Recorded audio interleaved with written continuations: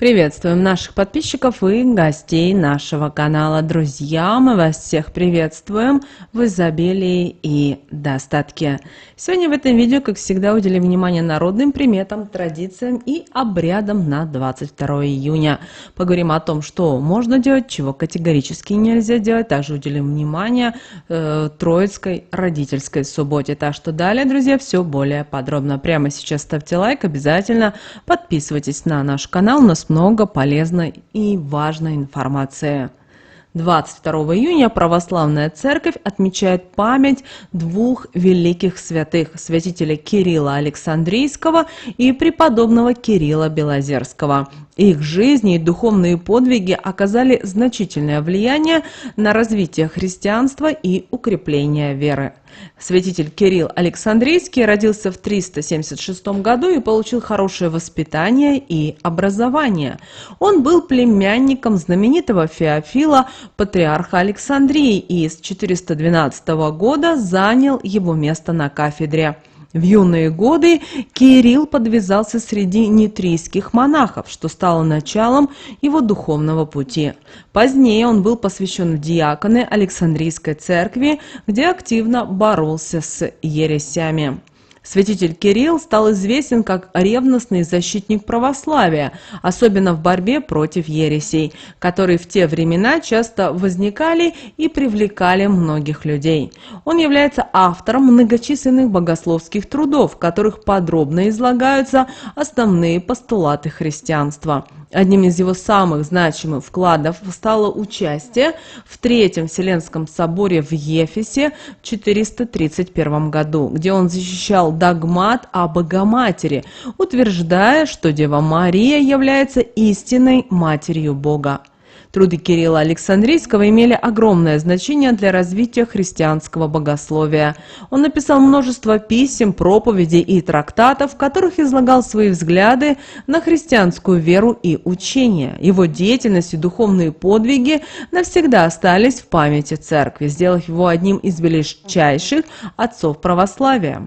Преподобный Кирилл Белозерский родился в 1337 году в Москве и стал основателем Кирилла Белозерского монастыря. В юности он принял монашеский постриг в Симоновом монастыре под руководством игумена Феодора, племянника преподобного Сергия Родонежского. В монастыре Кирилл трудился в пекарне, выпекая хлеб и просфоры для всей братьи.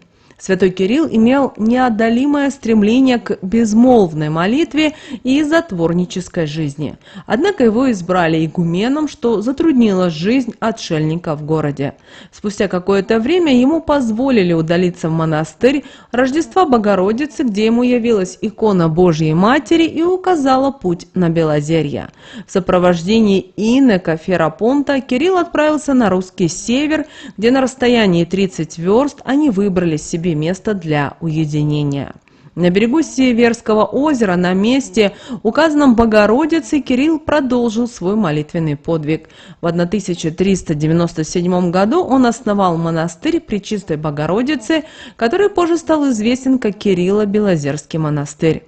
Около 30 лет преподобный Кирилл был его игуменом, создав строгий монашеский устав и привлекая множество учеников.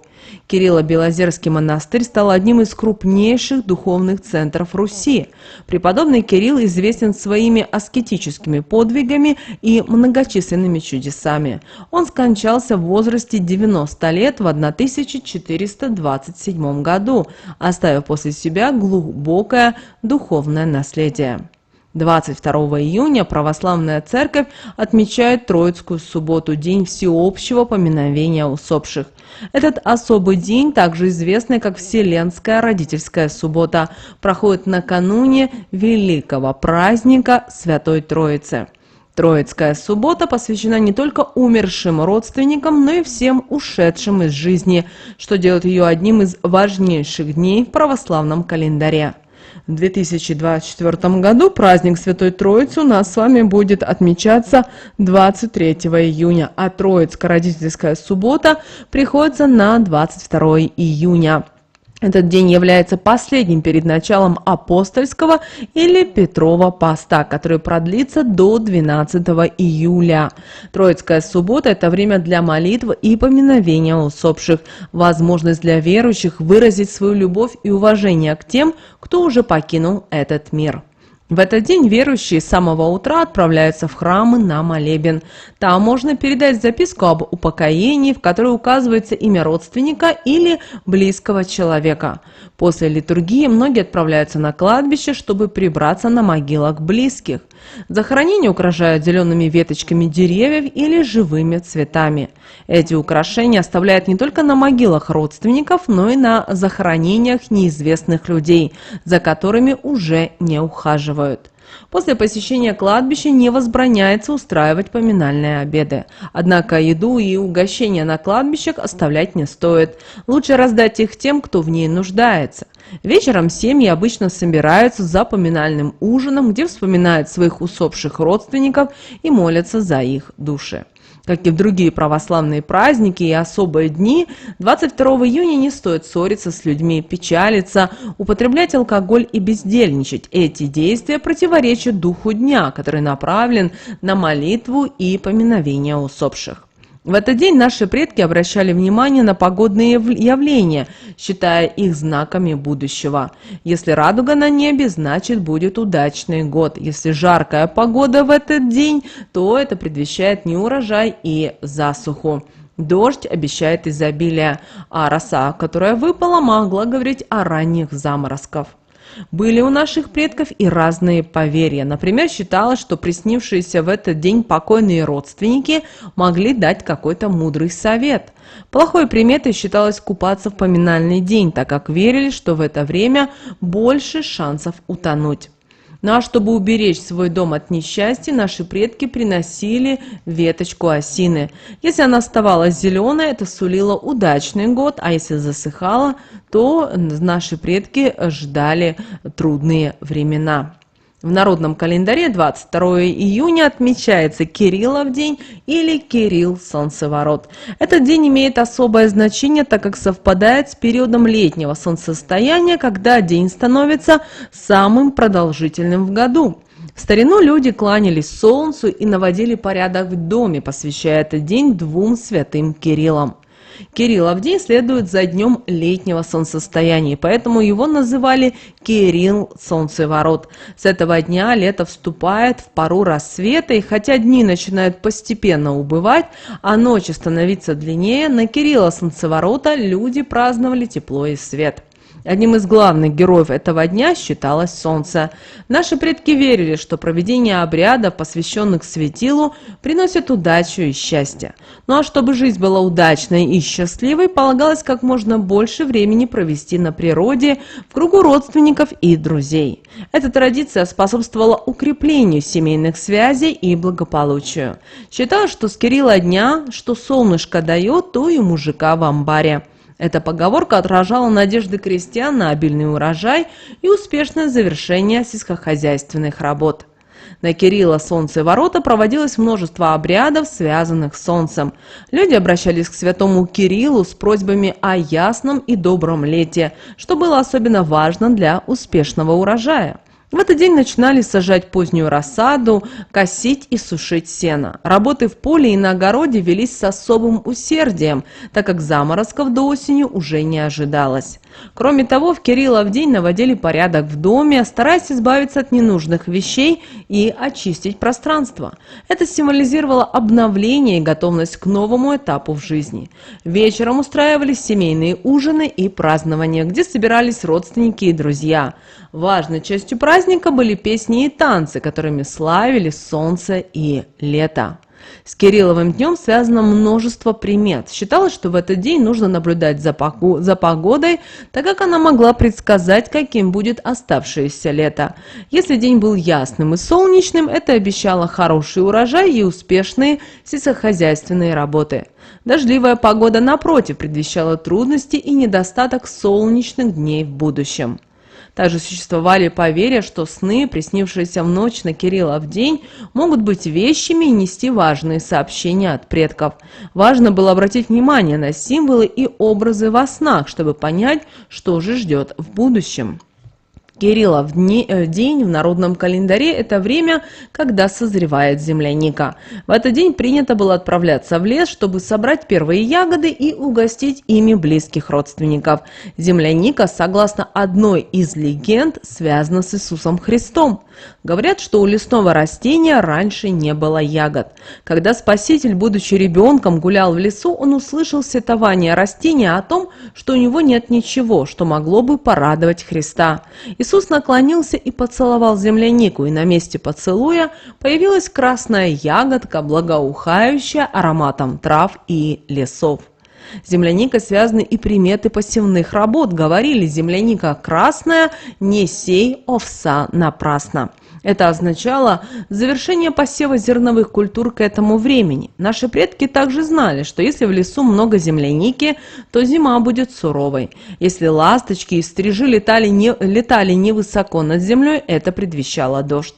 Встреча с мотыльком в этот день считалась хорошей приметой. Считалось, что удача и финансовое благополучие ждут тех, на чью ладонь сядет мотылек. С Кирилла начинает убывать комариное племя. В народе говорили: убьешь комара, когда день прибывает, полное сито комаров родится. Убьешь его, когда день убывать начнет, полное сито комаров убито. Это означало, что в этот период комаров становится намного меньше. Все части земляники обладали целебными свойствами: и ягоды, и листья, цветочки, и корни. Корни и листья обладают вяжущим и мочегонным действием. Воды, настой листьев используют в косметических целях и для полоскания горла. В народной медицине отвары и настои корневищ и листьев применяют при желтухе, колите, мочекаменной болезни, туберкулезе, язвах, старых кровотечениях и для полоскания при ангине. На Кириллов день также полагалось наводить порядок в доме. Это символизировало обновление и готовность к новому этапу в жизни. Вечером устраивались семейные ужины и празднования, где собирались родственники и друзья. Важной частью праздника были песни и танцы, которыми славили солнце и лето. 22 июня был особенный день в народном календаре, наполненный магической энергией. В этот день рекомендовалось проснуться утром, чтобы впитать всю силу и энергию нового дня. Утреннее солнце в этот период обладает особыми целебными свойствами, поэтому время рассвета идеально подходит для загадывания желаний и планирования будущего. Утренняя энергия поможет избавиться от всего лишнего в жизни, очистить мысли и настроиться на позитивный лад. Этот день – это отличная возможность для избавления от вредных привычек и ненужных вещей. Считается, что очищение в этот день имеет особую силу. Можете провести время, медитируя на свежем воздухе, раздумывая о том, что вам действительно важно и что можно оставить в прошлом. Начните день с позитивного настроя, задав точку отсчета на пути к достижению желаемого. Пропишите свои цели и планы, визуализируйте их реализацию. В православной традиции, как мы ранее сказали, 22 июня вспоминают святого Кирилла, который по преданию мог исцелять людей. В этот день особенно благоприятно обратиться к святому в молитвах с просьбами о здоровье и благополучии. Искренние молитвы могут помочь вам обрести душевное спокойствие и исцеление. Верьте в силу своих слов и помните, что вера способна творить чудеса. Ну а чтобы привлечь расположение солнца и воспользоваться его благоприятной энергией, в этот день рекомендуется надеть одежду оранжевого, золотого или желтого цвета. Эти цвета символизируют солнце, тепло и свет, приносящие в нашу жизнь радость и благополучие. Надевая такие цвета, вы не только улучшите свое настроение, но и привлечете позитивные вибрации. В народном календаре этот день был связан с множеством запретов и примет, особенно касающихся сбора трав. Считается, что травы, собранные в этот день, 22 июня, обладают особенной магической и целебной силой. Но чтобы сохранить их полезные свойства и избежать неприятностей, необходимо следовать ряду правил и запретов. Существует древнее поверье, что если во время сбора трав на них попадет кровь, они потеряют свою лечебную силу. Поэтому, если вы порезали руку, лучше отложить сбор трав на другой день. Также в этот день нельзя рассказывать о своих намерениях. Собирать траву следует в тайне. Нельзя говорить кому-либо, что вы собираетесь собирать травы, и избегайте разговоров по пути. Считается, что травы, о которых кто-то знает, не принесут пользы и могут даже навредить. Также перед сбором трав нужно тщательно умыться и надеть чистую одежду. В народе верили, что травка может обидеться на неуважительное отношение и потерять свои целебные свойства. В этот день не стоит выяснять отношения или ссориться. Солнце в Кириллин день особенно горячее, и считается, что оно услышит споры, станет сильнее греть и может даже сжечь урожай. Убивать комаров и мошек после полудня было запрещено. Согласно поверьям, это только увеличит их количество. Комарье можно уничтожить только до полудня, чтобы они не появлялись вновь. Травы, срок хранения которых истек, нельзя выбрасывать как мусор. Их следует утилизировать особенным образом. Собрать в мешочки и закопать под молодым деревом. Это обеспечит, что новая трава будет еще более полезной. В этот день нельзя показывать ребенку до году его отражение в зеркале. Считается, что это может испугать нечисть, и малыш будет плакать, капризничать и плохо спать ночью. Не стоит сегодня делиться своими мыслями и планами на будущее. Произнесенные вслух 22 июня они могут никогда не воплотиться в жизнь. Сегодня лучше придержать свои планы при себе. В Кириллин день нельзя разжигать костры возле дома. Считается, что духи огня могут прийти повеселиться и разнести пламя по ветру, что может привести к пожарам. Поэтому лучше откажитесь от шашлыков и любых других посиделов у костра. Вот такой, друзья, у нас с вами день 22 июня.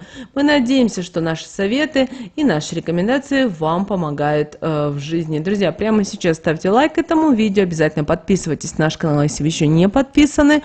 Также прямо сейчас, друзья, на экране вы видите два всплывающих окна. Это следующие рекомендованные видео для вас. Нажимайте на то видео, которое вам на интуитивном уровне понравилось больше, и смотрите. Друзья, всех вам мыслимых и немыслимых благ. Услышимся с вами уже буквально в следующем видео.